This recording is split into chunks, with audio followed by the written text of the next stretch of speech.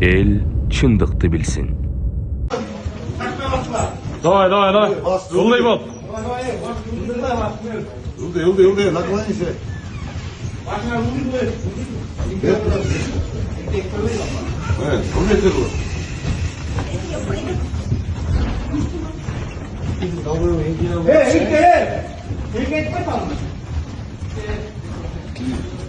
Интернетте Эдунун 40 чоросу деген аталыш менен кызыктуу тизметтер ачылат.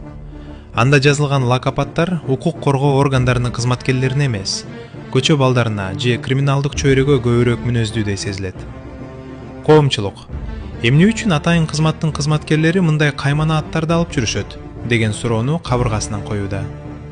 Азырынча бул маалыматтар расмий тастыктала элек жана интернеттеги талкууларга гана негизделген. Бирок жел болбосо чөктүн башы кыймылдабайт дейт эл. Маалыматтын чын төгүнүн убакыт көрсөтөт.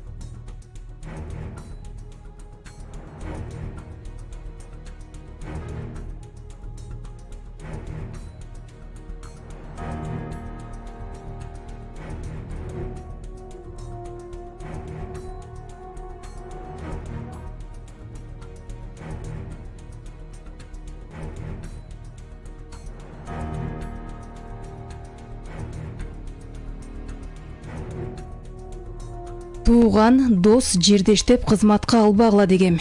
Президент Садыр Жапаров министрлерди же чиновниктерди кызматтан кетирүү боюнча буйрук бербегенин билдирди. Анын айтымында өз арызы менен кеткендерге тоскоолдук болбойт. Ошондой эле мамлекеттик кызматта туугандык же достук байланыштар болбошу керек. Өлкө башы Садыр Жапаров бийликке келгенден кийин өзүнө жакын адамдарды да кызматтан кетиргенин, бул чечимди мамлекетке сөз тийбеши үчүн кабыл алганын белгиледи.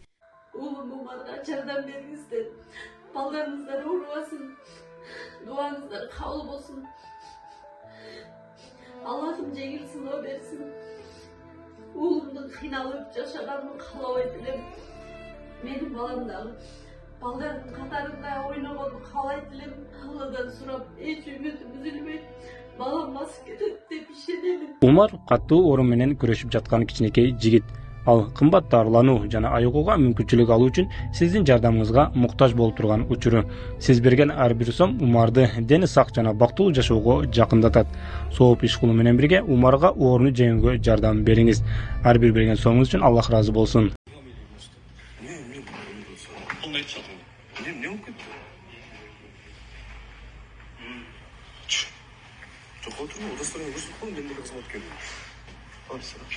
Assalamualaikum. Do'stlaringiz bormi? Boshlar. Qayerda mashinamiz? Boshda turib. Cho'chish. Nima qilibdi? Ishda bo'laman. Chapalo. Забирай.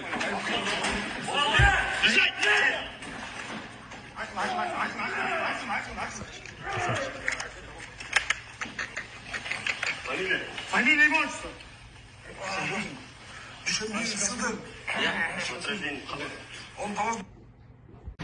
Азыркы учурда Кыргызстан боюнча көрүп атасыңар кандай иштер жүрүп жатат. Отдельный сотрудниктерди кармоолору жүрүп жатат.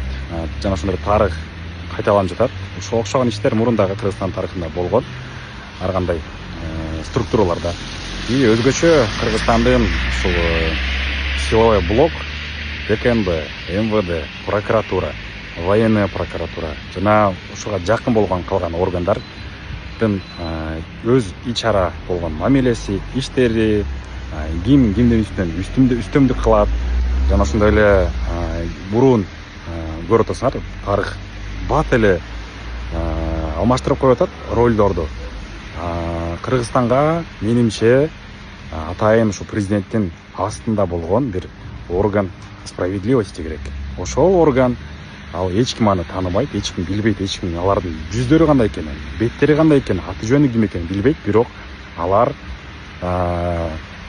ушундай силовой блоктун ичиндеги чоң жетекчилер же чоң тергөөчүлөр же ушундай күчтүү кадрлар, бирок мыйзам чегинен ашкан кадрлар болсо, аларга чара көрө турган, аларга ошол эле мамлекеттик кызматкерлер өздөрү түзмө-түз колл-центр аркылуу даттануусун кабыл алуусу же жөнөкөй жарандар дагы ошондой тууралуу маалыматтарды билген болсо, же алардын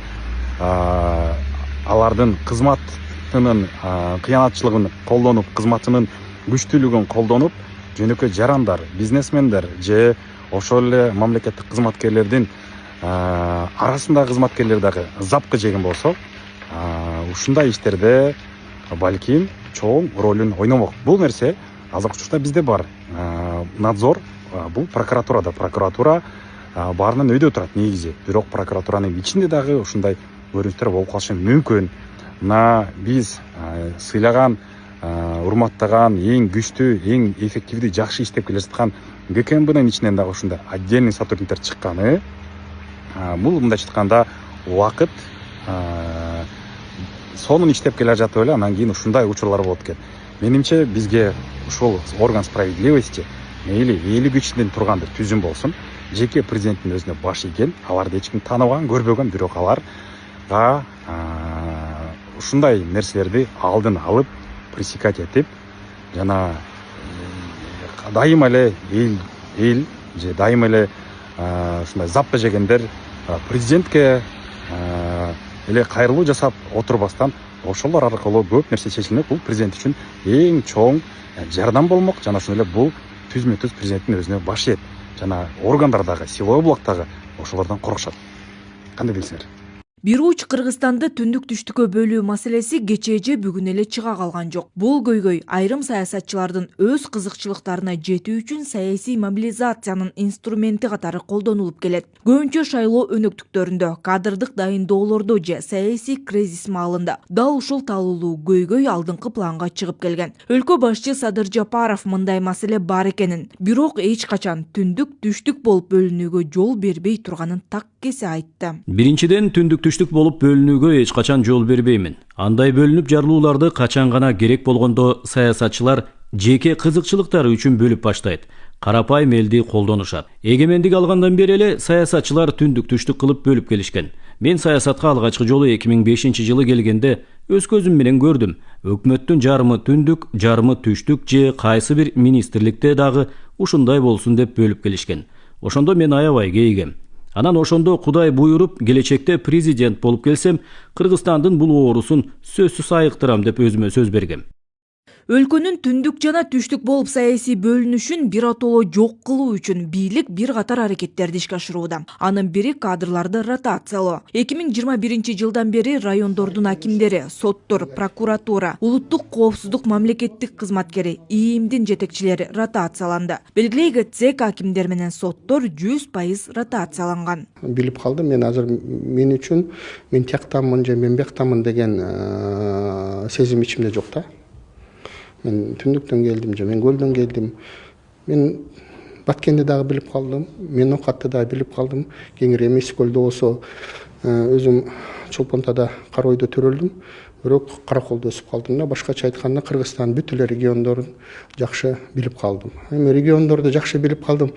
Бул эмне деген сөз? Биринчиден милдеттүү түрдө бул география жагынан да каякта жайгашкан, кандай мүмкүнчүлүктөр бар, табигый кандай мүмкүнчүлүктөр бар.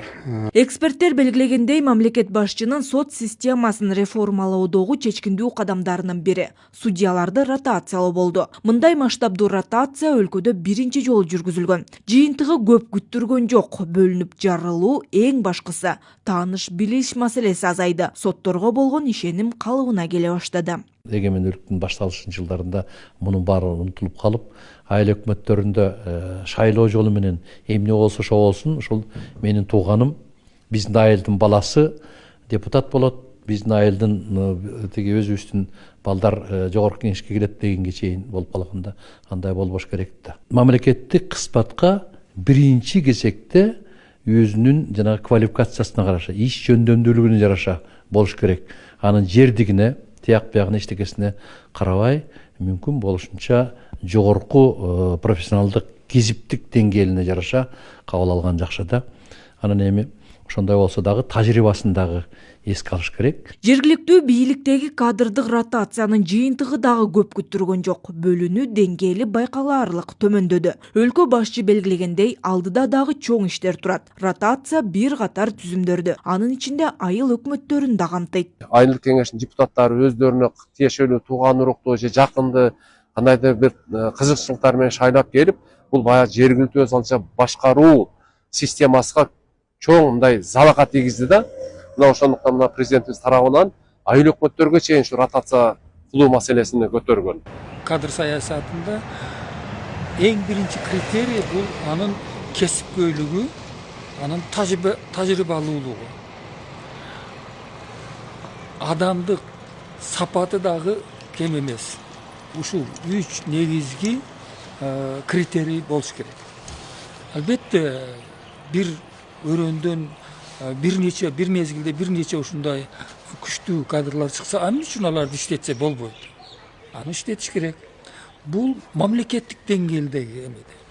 Азыркы учурда мына райондук деңгээлдеги, областтык деңгээлдеги жетекчилерди алмаштырып, түндүктөн түштүккө, түштүктөн түндүккө которуп иштетип атат. Бул өзүнүн жакшы жактарын берип атат. Узак мөөнөттүү эң башкы аракет жаңы муундагы башкаруучуларды тарбиялоо. Өлкө башчы Садыр Жапаров түндүк түштүк болуп бөлүнүүнү жок кылуунун дагы бир натыйжалуу жолу Акылман президенттик мектебинин ачылышы экенин айтты. Алар тажрыйбасы жана кесипкөйлүгү менен өлкөнү алдыга жетелеп, географиялык бөлүнүүгө же трайбализмге эмес, демократиянын принциптерине, ак ниеттүүлүккө, элге, мамлекетке кызмат кылууга, патриоттуулукка таянышы керек. Мындан 2-3 жыл мурда Акылман мектебин ачып, түндүк түштүктөн эң жакшы окуган акылдуу балдарды топтоп, мектеп-интернат кылып, Чолпон Атада окутуп жатабыз.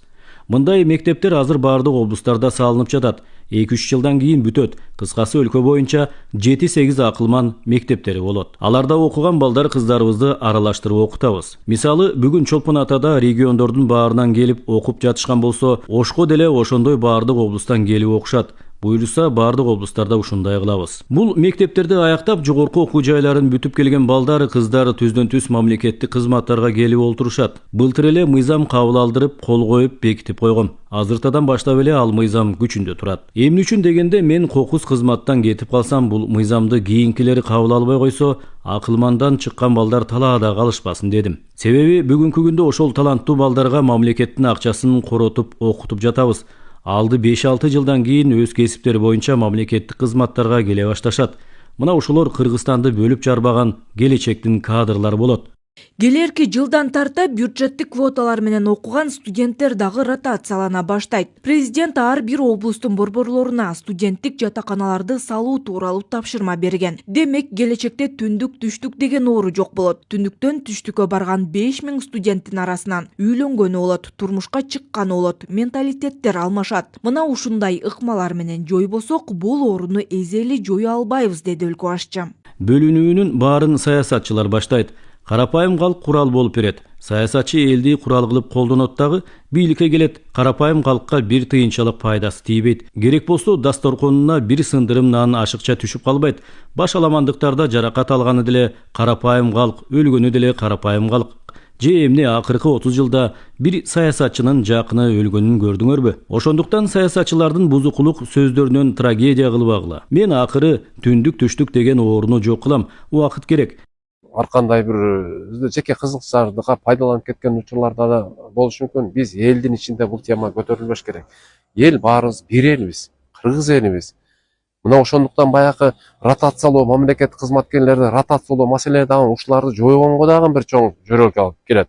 Эмне кандай жөрөлгө? Бул биринчиден ошол барган жетекчи ошол жерде мындай барганда тууган табат, балким дос табат. Бул эми турмуштун бул турмушта. Мындай аракеттер бара-бара түндүк түштүк оорусун биротоло жоготот. Коомдук ишмерлер белгилегендей учурда өлкө өнүгүү жолуна түштү. Мамлекетте ынтымак жана биримдик болсо, ийгиликтер эселеп көбөйөрү шексиз. Бактыгүл Султанбек кызы, Умар Малашев, Ала Тоо 24.